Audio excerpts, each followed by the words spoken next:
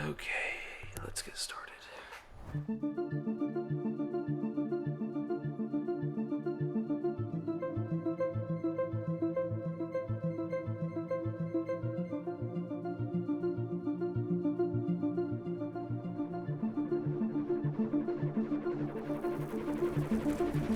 At the start of this year, January 1st, 2025, I made a decision to film something every single day.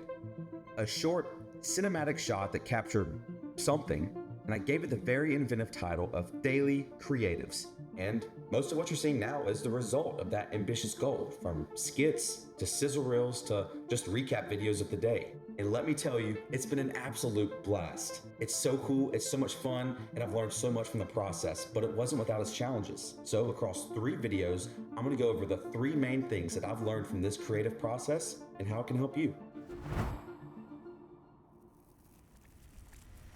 I needed to force myself to create, with no exceptions. I desperately needed and need to grow and get better.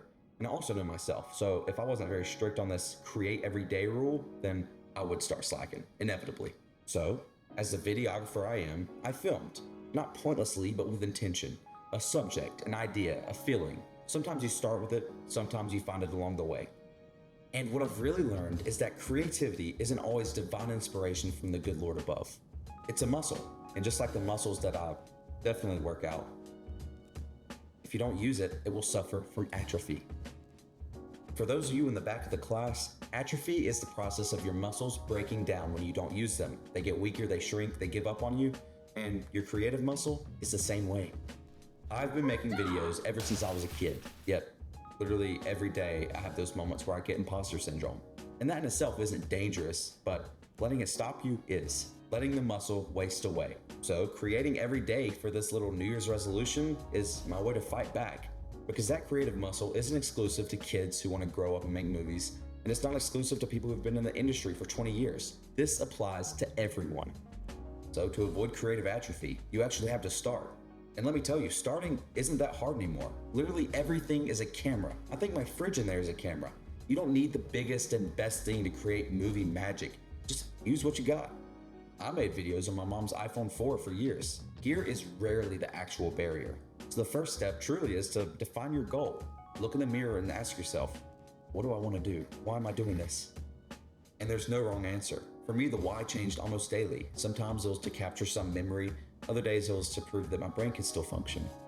But having that why, no matter how lofty or how desperate, transforms creating from a chore to a slightly more meaningful chore, a purpose. So how do you start? You grab a camera and point it at something. A friend, the way the light hits a window, your cat doing something weird, anything for any reason. And then you press the big red button. And there you have it. You did it. You're a filmmaker. Get out there and change the world. You don't need me. That's how I felt. But I will say it does not get easier from here. You will hit roadblocks. This whole process, ever since January, has taught me that exercising weak muscles is how you make them stronger. So what's the proper form of a creative bench press? I'm sure you've seen at least a few videos of rule of thirds or leading lines or all the established rules of cinematography. And it's so much fun to start implementing these things into your workflow. It's a great feeling learning something every day from trying new things behind the camera. And honestly, it's even more fun to break those rules. If you like the way something looks, capture it exactly as you see it. Now, technique is important, but it's just the instruction manual. Your perspective is what's being built.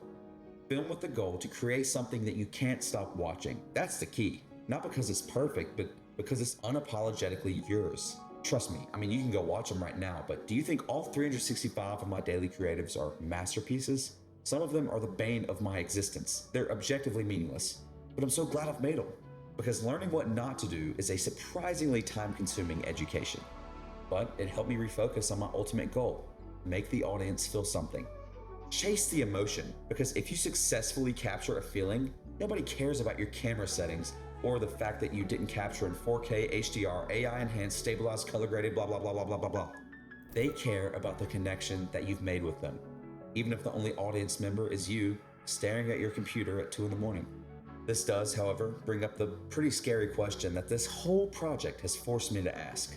Is this method of constant creation actually sustainable long term? This whole project, it's been fulfilling, but It's also been occasionally maddening, in a way that only a self-inflicted year-long project can be. But it taught me the most important lesson: consistency is more important than intensity. The goal wasn't to make a perfect film every day. The goal was to show up, even on the boring days, and do one more rep. If you feel something, anything, right when you press that record button, you're in a pretty good spot. That's your sign that you found out where to begin. That creative muscle is getting its first workout. But, like I said, it's not easy. How do we avoid the dreaded burnout? So, burnout, the big scary monster hiding under every creative person's bed. I've made my point in the past about creative atrophy and showing up every day to do one more rep. And that's a great way to start. But what happens when that daily grind starts to grind you down? This is the dark side of discipline. At the start of my daily video project, I was fueled by pure adrenaline and ambition. Every day was a new opportunity, something I'd never done or captured before. But a few months in, that feeling started to change. That opportunity started to feel like obligation again. And the camera that once was the extension of my arm started to feel a little bit more like Thor's hammer. I could only pick it up if I had inspiration. That's the first sign of burnout. It's not just feeling tired, it's a kind of creative exhaustion where your why, the whole reason you started, gets lost in the noise of just having to get it done.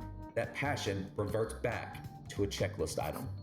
And of course, the internet's favorite advice for this is to embrace the grind, outwork everyone, just push through it.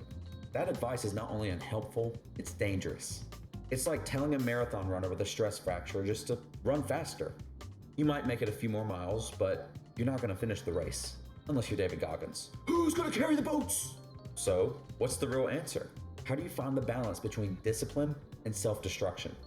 Well, you have to first redefine what consistency means. Consistency isn't about producing a flawless, finished product every single day. That's a recipe for disaster. Consistency is about maintaining a habit.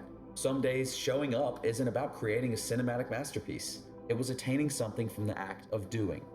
If I learn one thing from filming or editing in a given day, then I've done my job. Even if the product sucks, I realize that, so I don't do it again.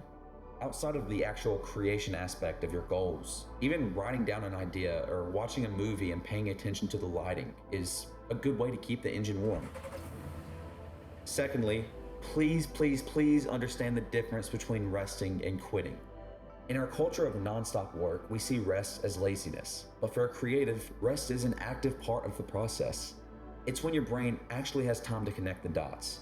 Going for a walk, listening to music, talking to people who don't care about cameras. That's not procrastination, that's literally part of the job.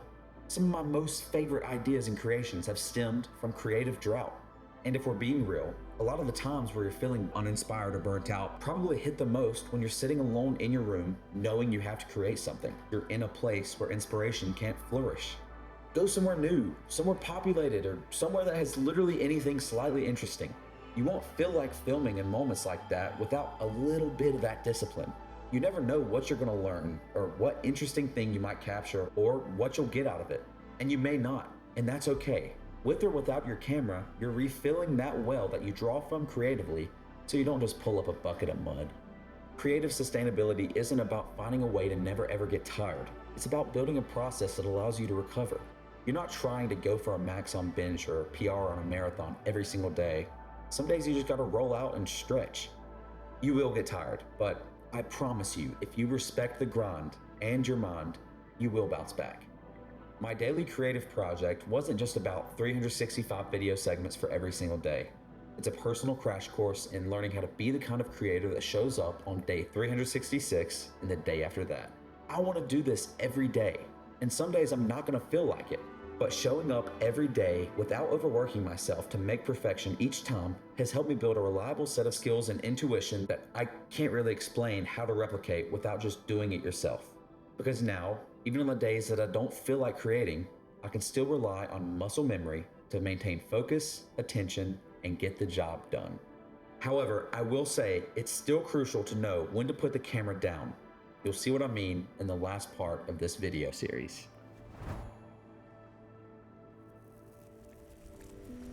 So, we've talked about building the creative muscle and avoiding atrophy. We've talked about creative sustainability and avoiding burnout. We've gone on and on and on about discipline and what it takes to pick up the camera, but I can't stress this enough.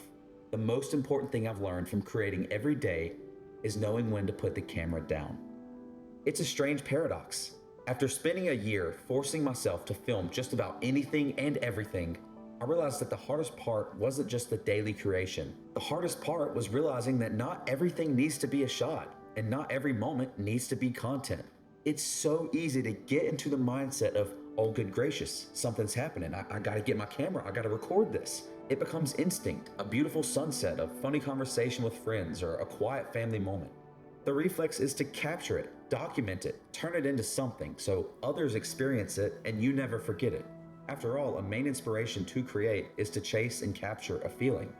But, like I've said, the more you have this mindset, the more you're going to realize that it takes more discipline to put the camera down than it does to pick it up. You can't live all moments behind a camera viewfinder. It may feel like you're there, and it's so good to have those intentions of capturing all the little things in life to get better. However, you have to truly experience authenticity before you ever hope to replicate it on a screen. Sometimes pressing record actually gets in the way of making the memory that you're trying to save in the first place. And it forced me to ask that fundamental question to myself again. Why am I doing this? And the answer became clearer over time. I always go back and watch my videos, both to see how I've grown and to relive the days like April 12th and July 23rd and October 4th again. Truth be told, I want to make things that I look back on when I'm 80 years old. I want to make things that I can show my kids one day. I want to see one of my videos and say, oh, that's what Dad used to look like back then, or so that's what Granny was like, or oh, that was the time when... Our time on Earth is short, and life has changed so much just in the past year alone. Dynamics have changed, people have come and gone or don't get along anymore, and I don't know how much longer I have things as they are now before they inevitably change. I don't know how much longer I have on Earth with Granny. And I love my dog Maggie, but I also loved Ramsey and Belle, and if we're being real, dogs don't live as long as I wish they did. I don't know how things are going to change when people I love move away or if I'll ever see them again. So being able to capture those things that matter to you is nothing short than a gift from God. But we can't take for granted how fragile and meaningful even the small moments are to be fully experienced without a camera in hand. You don't need to be the director of every moment. Sometimes you just should be a part of it. I don't know how to tell you when you should and shouldn't film, capture, create, but I do know how important it is to make the most of every single moment. And how you find that balance is up for you to decide. So, the final rep, the ultimate exercise in creative discipline, isn't about mastering a technique or getting the perfect shot. It's about intention, and it's about having the wisdom to know the difference between a moment you should capture and a moment you should just simply experience. The goal isn't about having a hard drive full of memories, it's about having a life full of them too. And some of the best ones will be the ones that were never recorded, because you were too busy living them to even think about pressing that little red button. And that's a pretty good place to be, a life well lived. So, for now, I'm gonna stop recording so you can start. Thank you for watching. Goodbye.